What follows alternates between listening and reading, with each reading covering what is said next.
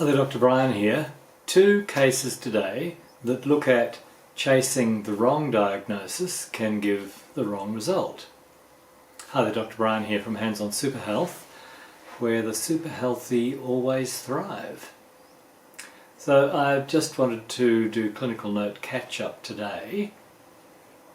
So the interesting concept, no matter what you're looking at, you have a diagnostic picture. So it could be a plumber, it could be a mechanic, and it happens a lot in all areas of endeavour. Classically, mechanicking is a good one, where you look at there's a misfire or something and you're not sure if it's electrical or fuel or regulator these days.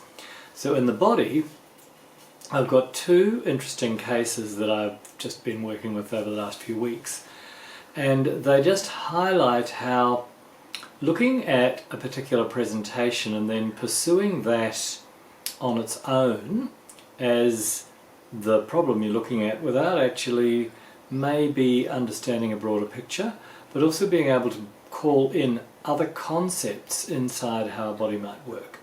So one individual was concerned about a pain in the leg and throbbing in the leg around a varicose vein. So went to the doctor, they did some scans. They said that the vein had collapsed, and so there was a few options, mostly surgical, that would address the vein.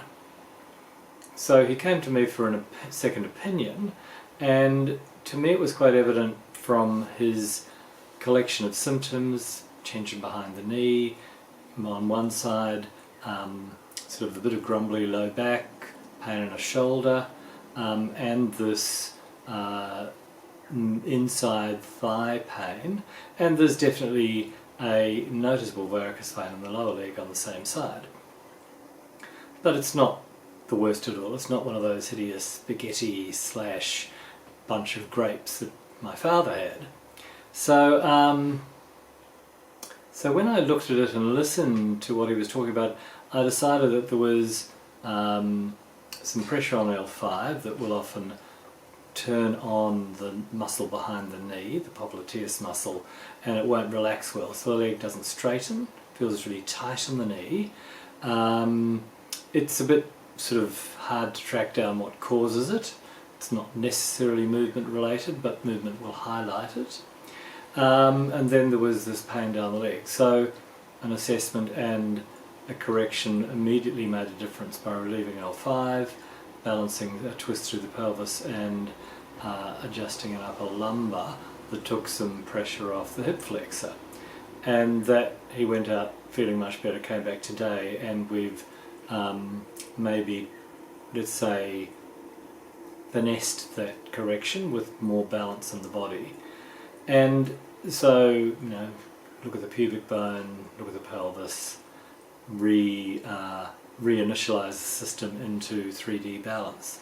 And I'm going to suggest that the varicose vein will stop being a problem. So quite often we get two things in play. One is actually dominant in terms of the causative, and the other seems to be dominant in terms of the symptom.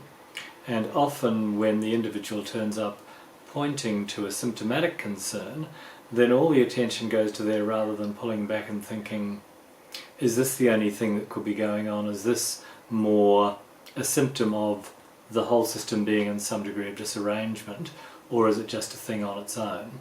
So quite often there's two things going on. And the other individual, quite an interesting case, severe injury, broken scapular bone after a rather magnificent come off a push bike onto a rock.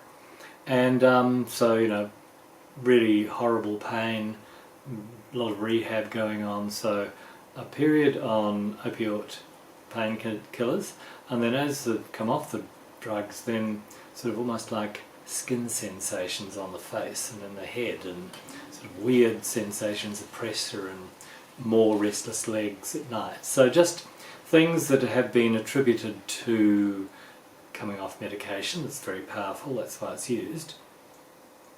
But we hadn't ever addressed his head. We'd done other stuff and working with him post-injury. And so again, looking at the body as I would as a structural instrument, and looking at what might have happened to the head in that sort of severe impact where the head is going to hit the ground whether it's obvious or not. You've got a helmet on, so there's not necessarily an abrasion or a bruise, but you've still had shock go through the skull and the head as a whole. And there's a phase of breathing that's usually interrupted. You hit the ground and you're winded, or you hold your breath, something happens, so the skull can get jammed in the respiration phase. That was the point of impact. Anyhow, so again, balancing the body and doing a really specific two-part skull correction, and immediately the individual says, that just feels so much different. My face feels different, the skin has different sensation, I suddenly feel clearer in the head. So if we just think anatomy, if the skull is jammed in a stage of respiration, you don't get ideal flow through the aqueduct of Sylvia, through the ventricular system, so there's a stasis of the cerebrospinal fluid, and because the tentorium and the phalanx cerebri are actually anchored to the skull and there's a torsion in the skull, it'll actually create a shift in that, and that's quite likely to cause some irritation to a cranial nerve, which would account for a change in taste, smell, other things. So I'm always delighted when we're able to offer an individual a solution when they've felt like there's none, the answer's not quite there, they're concerned it's something more serious. So it is the magic of the body being given the ability to re-establish balance using some, if you like, direction on the skeletal structure, the pelvis, the spine, the skull, the feet, the hands, whatever it is. And when you line the bones up, then you get more structural coherence and nervous system balance, because the feedback loop is more accurate, it's more complete. So that may be interesting. You may know of someone that's had some incident and there's an unresolved concern, and we would love to meet them and have a word with them and see if we can be part of the completion of the solution. They've had great work with great experts, but sometimes it peters out and doesn't quite reach a point of full resolution, which is frustrating, because you seem to have done everything you can and there's something more and there's something not right, but there's no clear diagnosis. It's often to your delight, but frustration comes back with no pathology and no clear diagnosis, so you're often left feeling up a creek without a paddle, like you're not quite sure what to do next.